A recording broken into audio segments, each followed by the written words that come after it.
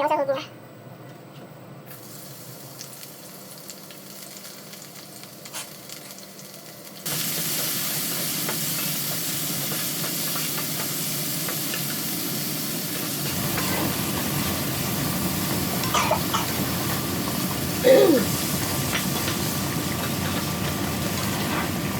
Ayun, inuubo tayo ng ginamaan tayo ng ubo, sipon at saka sakit ng ulo dito, sakit sa lalamunan.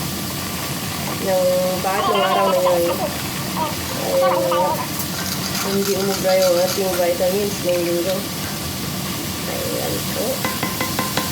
Kailangan niya siguro ng maintenance ba? Maintenance ba?